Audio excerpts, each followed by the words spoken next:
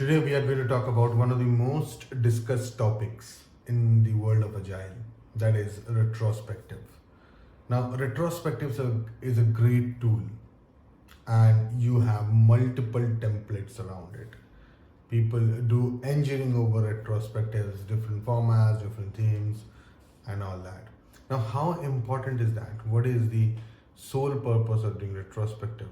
How do you do a successful retrospective? That's our topic today. Stay tuned. Hi, my name is Devam Sanyal and I am your personal coach.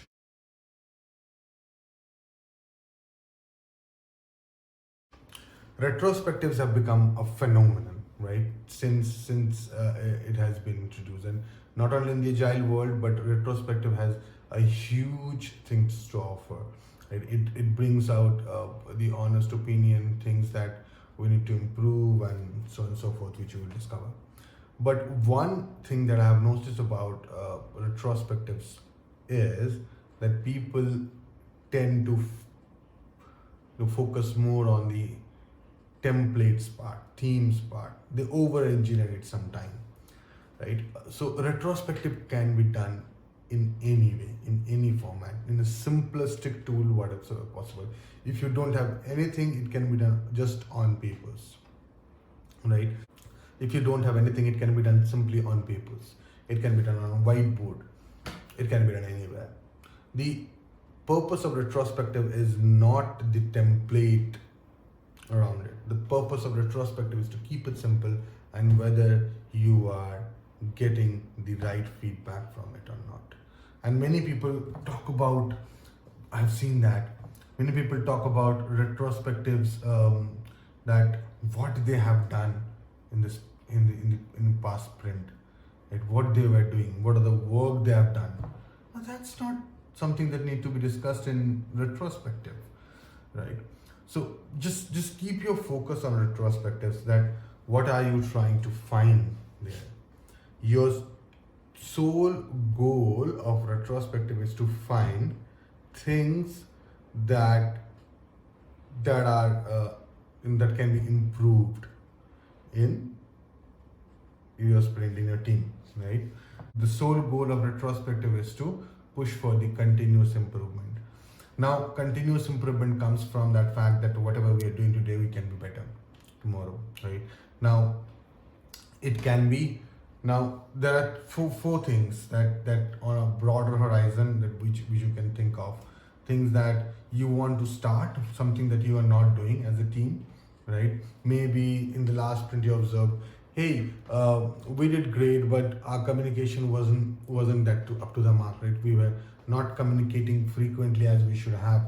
So why not? Let's start communicating. Let's have some communication channel open, right?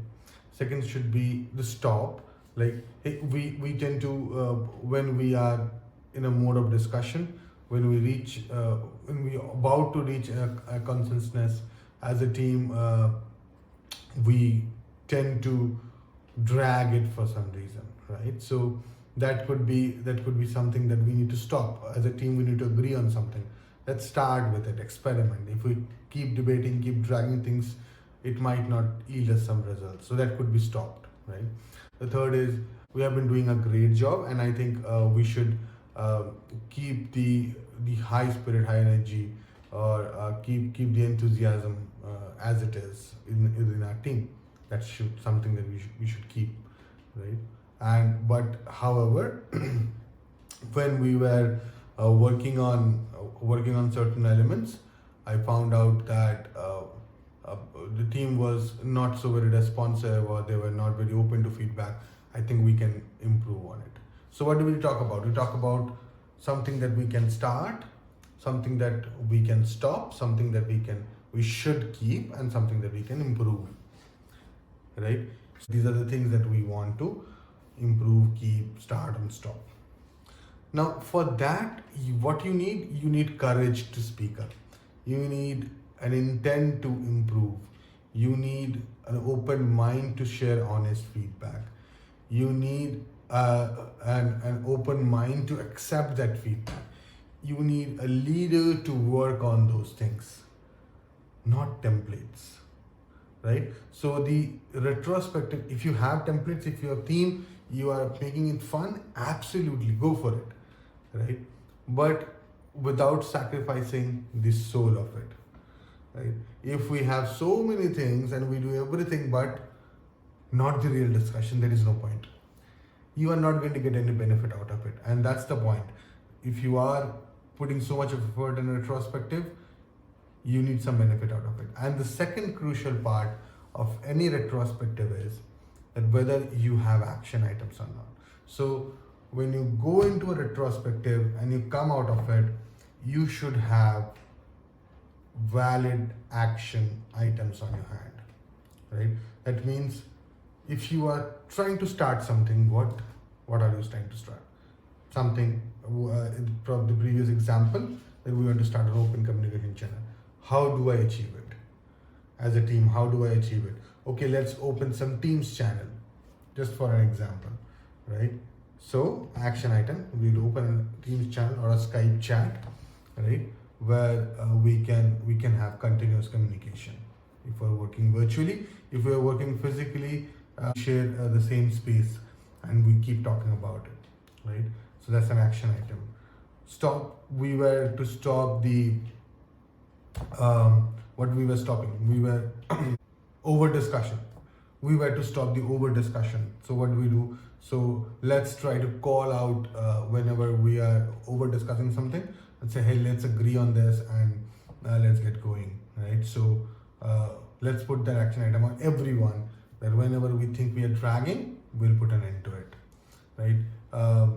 We'll keep the high enthusiasm going. So in case it goes down, we'll cheer each other, right?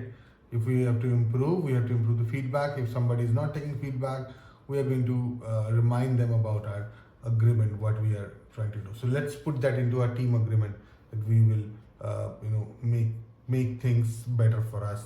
We will take feedback and give feedback whenever required. So what is the takeaway of your retrospective? The takeaways of your retrospectives are always a bunch of action items. Now, the number of action items could be more, right? It could be 10, it could be 5, it could be 2, it could be 1, depends on the team circumstances completely. Now, job of a Scrum Master here is to ensure that we prioritize those items, because we cannot work on every item, right? That's impossible. We are working on a 2 weeks or 3 week sprint. We might not be able to work on all the items that we have found out of a retrospective. So what we need to do, we need to ensure that we do some dot voting or similar kind of decision making tool where we do vote and see, okay, as a team we agree to work on these 5 items, top 5 items, prioritize them, and then we put them into action. And the next retrospectives, we ensure that those things are in progress. We are working on those, right? And the moment we have more space, because you can maintain a Kanban board for that. That would be a great idea, right? You can put an in progress, and the moment it's done, you bring things up from your retrospectives. And in every retrospectives, you're kind of putting your backlog, you're increasing your backlog, and you are doing a prioritization on your own. That's your team's backlog. It's not something huge. You are not doing some coding thing on that backlog. You are just trying to improve things that you need to work on. And maybe somebody will say, I need training for something, or maybe we do pair programming, or we maybe somebody says that we need help on something. So those all the things are there in your backlog, and that's retrospective for you. And it can be done on whiteboard as well. Obviously, we have more technology than that. When we are working, you can put it in a simple Excel file and keep doing that. You now have so many other tools which can be used, right? Any share space, SharePoint or Conference or any share space. So remember, I'm not against any over engineering of retrospective, but the sole purpose of retrospective should not be compromised for over engineering of it, right? Let's have fun. Let's obviously bring in themes, have fun, enjoy it, but also keep momentum going. The momentum for continuous improvement. Thank you so much. If you have any other feedback to share, please put that down in the comment below. If you like the content, please do subscribe and like the video, and I will see you soon. Thank you.